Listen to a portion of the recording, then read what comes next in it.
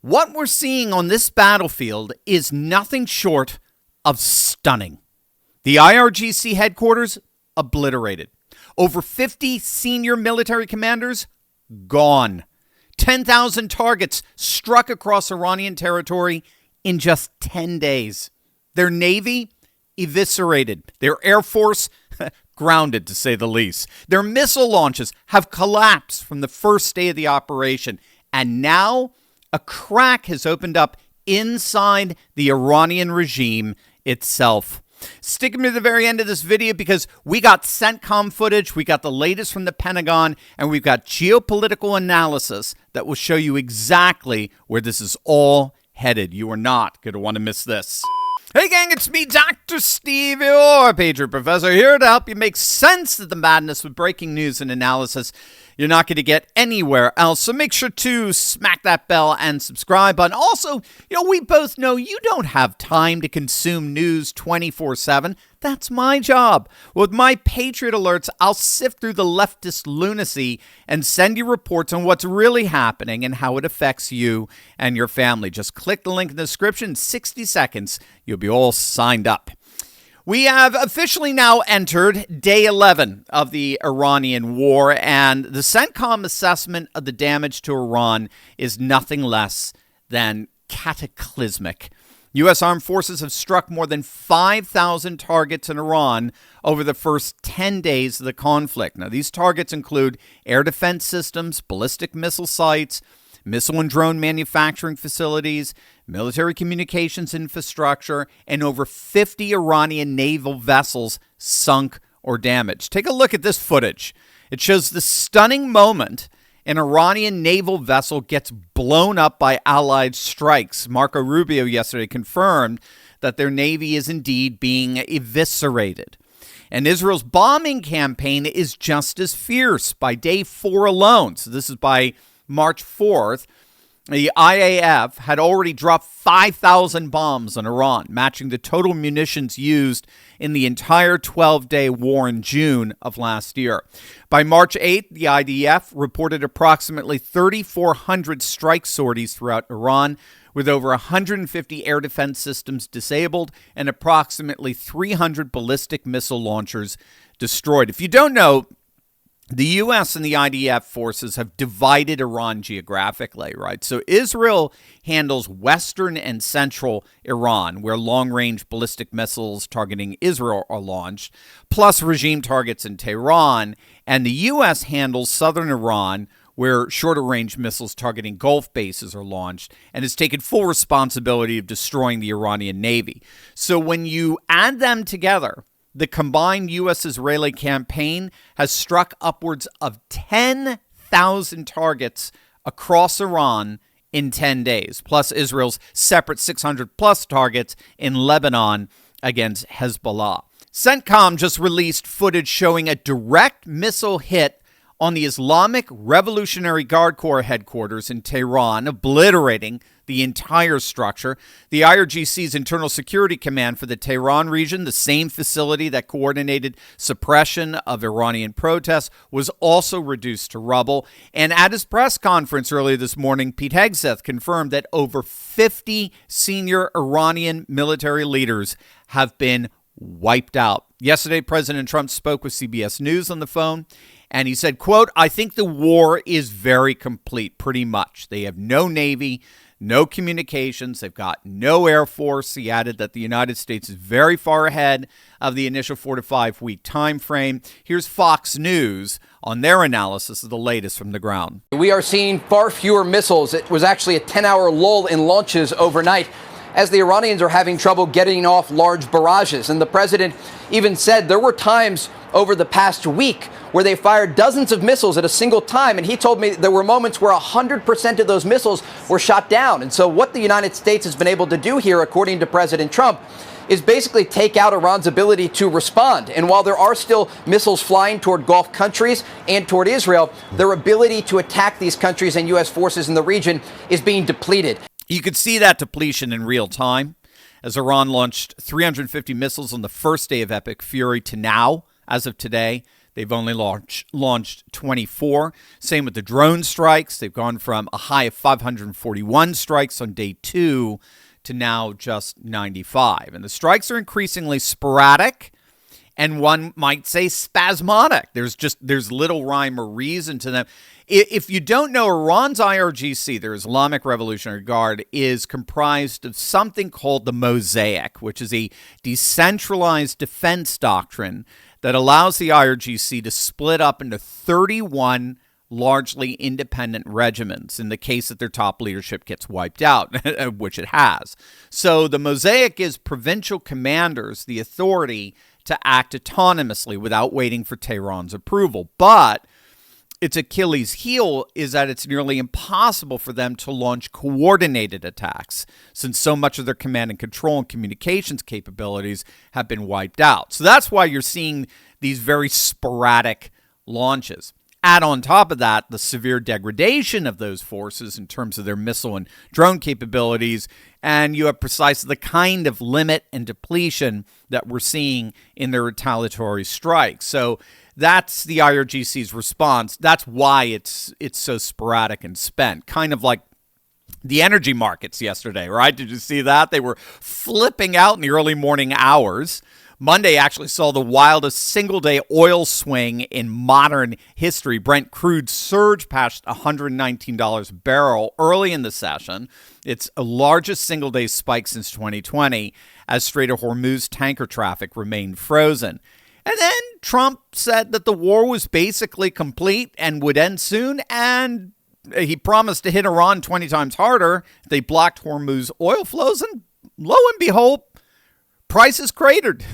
Brent plunged around $88 a barrel. And that price fluctuation reminded me really of the volatility that our savings are subject to. I mean, imagine this, right? 30 years of work, 30 years of saving, 30 years of sacrifice. Then, say, 2 years before your retirement, the market tanks. And just like that, boom, everything you built gone. And it's gone, as they say in South Park, right before the finish line. I mentioned the other day, it happened to my grandmother. The market tanked and she saw half of her savings just wiped out. And here's the truth nobody wants to think about. Anything can change overnight, as we just saw yesterday. Now, you've been led to believe that you're safe, sitting in paper assets. But look around you. Look at what's happening right now. War with Iran escalating, oil prices surging, global markets are reacting, and your retirement is sitting there fully exposed, tied to every bit of it. Gang, the wealthy aren't sitting in paper. The education aren't. Central banks aren't. So why are you? More and more Americans are waking up to something most people never even find out. You can actually move your IRA, your 401k into physical gold outside the market. No taxes, no penalties, done. That's exactly why I teamed up with Augusta Precious Metals.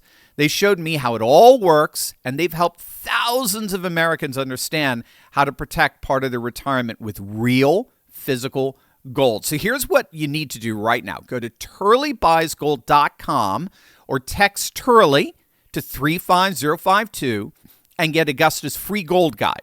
And they'll show you exactly how it works. It's clear, it's straightforward, every question answered. That's turleybuysgold.com or text Turley to 35052. Gang, 30 years of work shouldn't ride on one market cycle. Protect what you built.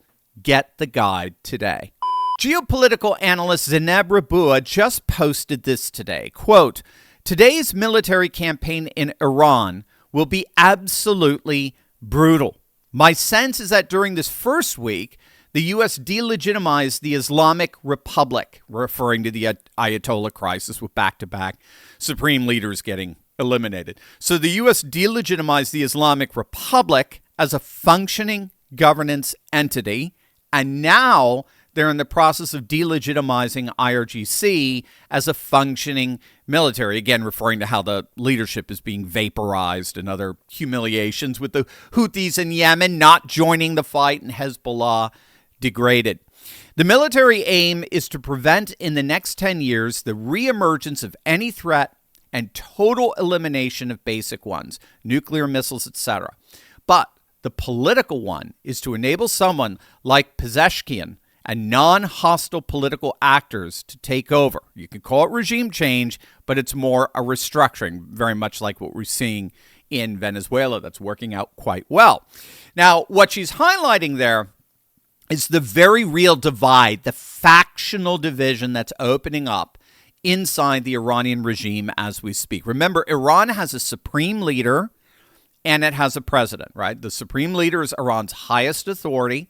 He controls the armed forces, the IRGC, the judiciary, state media, foreign policy, and he has the power to overrule or even dismiss the president. He's appointed for life by the Assembly of Experts.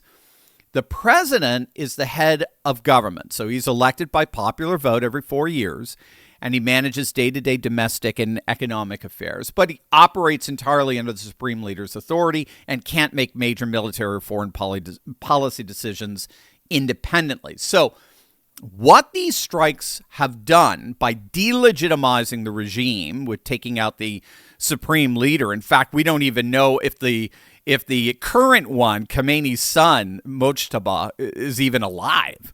He hasn't shown his face since Operation Epic Fury began. But what creating a crisis in leadership is supposed to do is empower the Iranian president to step into the vacuum. And that's the Pezeshkian who she referred to there. So if you remember last Thursday, President Masoud Pezeshkian actually went on camera and apologized. He apologized to the Gulf states for Iranian attacks on their territory, and he said that the Interim Leadership Council has ordered the armed forces to stop attacking neighboring countries unless those countries, of course, attack Iran first. So he was essentially waving a white flag to the region, clearly trying to find an off-ramp before the entire Middle East turned against Tehran. But, and this is key, at the very same time he's offering these apologies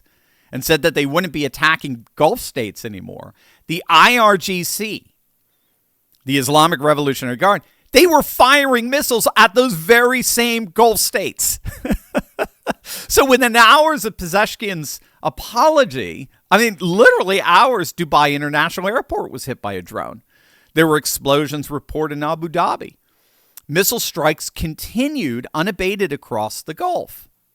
So you got the president of the Islamic Republic basically ordering a ceasefire, and his own military ended up continued firing.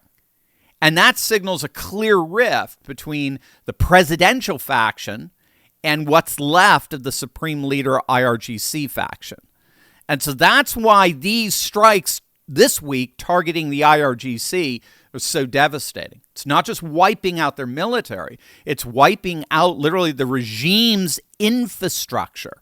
Again, so as to create the power vacuum needed for a more pragmatic president to fill. So that's what we'll be looking for in the coming days.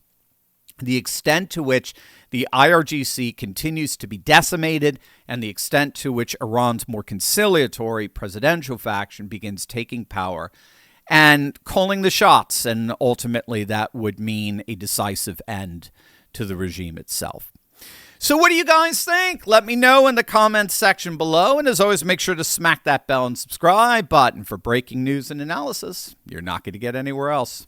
Love you guys. God bless. Before you go, gang, if you want to be part of a community where faith, family, and freedom come alive, check out the Courageous Patriot Club. I love for you to see what this community is all about. You can watch a free preview of Turley Walks, one of my exclusive weekly series. Head on over to turley.pub/turleywalks.